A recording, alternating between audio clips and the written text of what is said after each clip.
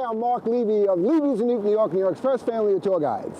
You know, when people say they're planning to come to New York, they often ask me, Mark, what should we do? Well, one thing I always say, you should always walk across the Brooklyn Bridge. And you can do that in the wintertime, summertime, anytime. It's really one of the great experiences in the world. So we're right now here on Park Row. Park Row is the street that's next to City Hall. City Hall's right behind us. This is Center Street over there on our right, where the municipal building is located. This is the entrance to the Brooklyn Bridge. You often find tourists wandering around Lower Manhattan saying, how do we get to the Brooklyn Bridge? First thing to do is find City Hall Park. Then right across the street is the entrance to the Brooklyn Bridge. So the bridge is about a mile across all the way. If you go all the way over to Tillery Street, which is where it very ends in Brooklyn. However, there is a street earlier you can go down, a stairway down on Washington Street, and they get you right into the fascinating neighborhood of Dumbo. So it's a bit of a hike, but like I say, thousands of people do it every single day. Some people even commute this way. They live in Brooklyn, and they come across the bridge to work in Lower Manhattan. So you want to check it out? Come on, let's check it out. Come on. So we're going to be heading into Brooklyn now. That's Lower Manhattan behind us. You can see City Hall, the buildings of Lower Manhattan, some of the more grander buildings, such as the municipal building over here. You know, most people don't realize that Brooklyn was once the third largest city in the country.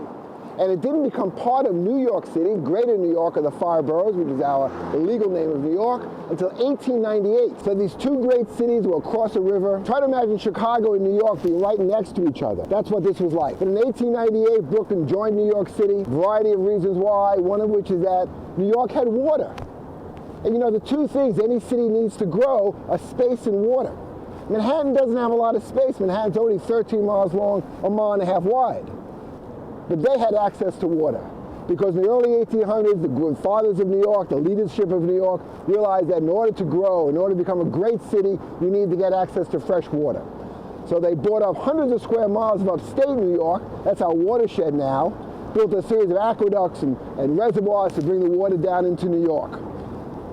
Now, Brooklyn had the opposite problem. Brooklyn had the size. Brooklyn is much larger than Manhattan in terms of size, but Brooklyn did not have access to large amounts of fresh water. So there's the deal. Manhattan says we need space. Brooklyn says we need water, where these two great cities joined together in 1898. Well, before we head off to Brooklyn, I want to point out some of the really notable architecture of Lower Manhattan. Behind us is the Woolworth Building. Classic old skyscraper, tallest building in the world from 1913 to 1933, and one of the few skyscrapers that be residential. The upper portion are now condos. Nicknamed the Cathedral of Commerce because it's designed a bit like a Gothic sort of church. Of a more modern building is this building over here called New York by Frank Gehry. It looks like a giant sculpture.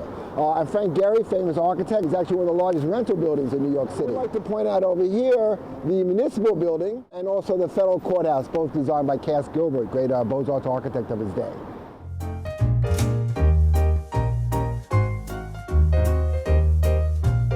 Watch out for the bicycle lane. The bicycle lane over here. When you're walking across the Brooklyn Bridge, stay in the pedestrian lane just for safety's sake. So this is one of the really iconic views of the bridge. As we're approaching the first tower, the Manhattan Tower, you can see the diagonal stays and the suspenders here, and it really makes for great pictures you want to take back from your vacation to New York. The bridge was the answer to the challenge of how do we link together these two great cities, and how do we span the entire width of the East River. Now, the East River is not a river. It's not a river. It's all salt water. It connects the Atlantic Ocean down by the Narrows in that direction to the Long Island Sound up in that direction. And it is actually a tidal estuary from a geologic point of view. And the Indians call it the river that flows in two directions, referring to the tides over the course of the day. But the question was, how do we how does the entire width of the river span without interrupting the river traffic? Now, this was important because this was the busiest commercial waterway in the world in the 1800s. Any traffic that came anywhere from the south, anywhere along the Atlantic seaboard that had to want to go up to New England, they had to either go around Montauk into the ocean or up the East River onto the Long Island Sound. So not only was there an enormous amount of commercial traffic up and down the river, but there were over 1,500 ferry rides across the river for people trying to get from New York to Brooklyn. So the challenge was, how do we span this entire width? And the man who was able to answer that challenge was John Augustus Roebling. John Augustus Roebling, a brilliant German-born inventor and engineer. Now, John Augustus Roebling was the man who invented wire rope, and that was the key to the bridge's success, wire rope. He invented wire rope, and he started to build these bridges, and this was his greatest challenge. All right, so behind us, behind me and ahead of us is the great city of Brooklyn. On this side is the harbor of New York, and that's one of the things that makes New York, gives New York its economic power. It has what's called a protected harbor with a narrow entrance. San Francisco has a similar one, the Golden Gate. Hong Kong has a narrow entrance. Sydney, Australia has a narrow entrance. That narrow entrance was incredibly valuable in the era of sailing ships because it protected those sailing ships from the storms that would come into the harbor. This is one of the great natural harbors of the world and gives New York its economic power. Its connection to the Hudson River on the west side of Manhattan makes New York both an ocean port and a river port, two incredibly valuable advantages during the era of sailing ships. Directly behind me is Governor's Island. Governor's Island, which was the first place occupied by Europeans when they came to New York in the 1600s, was once called Nutten Island, or Nut Island, because of all the walnut trees there. It later became an Army base, a Coast Guard base. It's now being developed as one of the great parks in New York City. All right, come on, let's go, let's head over to Brooklyn. So there are three bridges that cross the Lower East River. The most famous one, of course, is the Brooklyn Bridge. The next one up is the Manhattan Bridge. And the third one is the Williamsburg Bridge. Now, how do we remember the order? Very simple. It spells BMW, Brooklyn, Manhattan, Williamsburg. And that's how we remember. All three bridges have bike paths across them now. And most New Yorkers who bike prefer the Manhattan Bridge because the bike path is completely separated from the pedestrian path. All right, let's go. Let's head off to Brooklyn.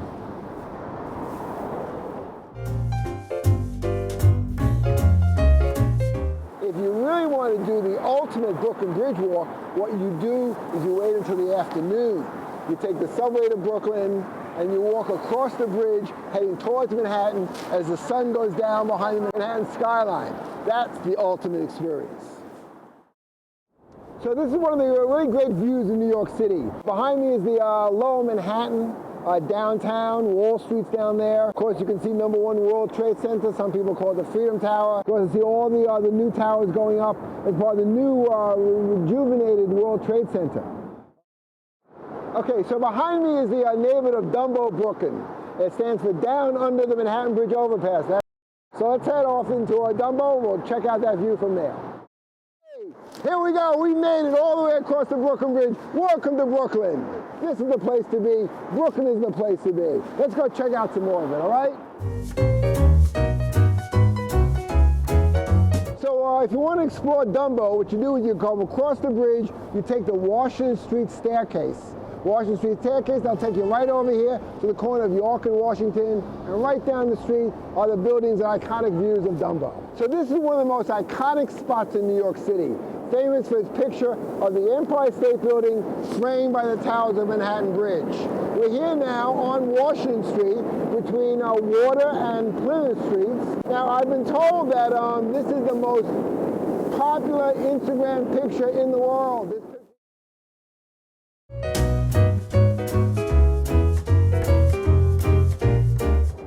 So we walked across the bridge, we came down the staircase of Washington Street, we came down, we got the iconic picture. We even found a place to take a little restroom break over here. Because we're now at the corner of Plymouth and Washington, right on the East River, facing Brooklyn Bridge Park, a brand new park. It isn't even completed yet. It's really one of the things that's turning DUMBO into a real neighborhood. We're walking into the park, created out of what was just parking lots and warehouses along here. But as DUMBO developed and as more and more people started moving into the neighborhood, the city decided to build itself a park over here.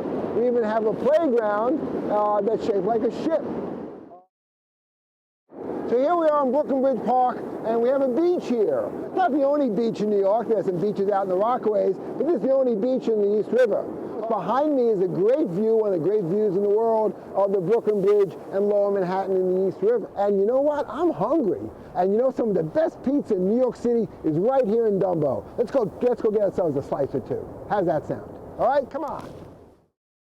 These are the Empire Store warehouses. These were Civil War era warehouses where New York merchants would purchase cotton, tobacco, sugar from the South, bring it up here and store it here, and then play the market play the market till they got the right price from their European customers, and when they got the right price, they shipped it off to England, to France, and to Europe. These were abandoned for years. For years and years and years were abandoned, and now they're being turned into high-end retail and restaurants, including the headquarters for West Elm here in New York City. Welcome to Jane's Carousel. Now, Jane Walentis was the wife of David Walentis. David Walentis was a developer who bought most of Dumbo and developed it and made it to the neighborhood it is today. Jane was an artist, and when she was at an auction, she discovered they were auctioning off individual carousel horses from a carousel built by the Philadelphia Tobacco Company in 1922. She said, no, you can't auction off them individually, so she bought all of them and spent 9 years restoring them in a warehouse nearby. And finally, she was installed in this brilliant acrylic pavilion. At night, it lights up and it's beautiful. And it's the perfect place to have a children's birthday party. That's right. $2 a ride on the carousel, pizza from Dumbo, birthday cake. You got yourself a children's birthday party.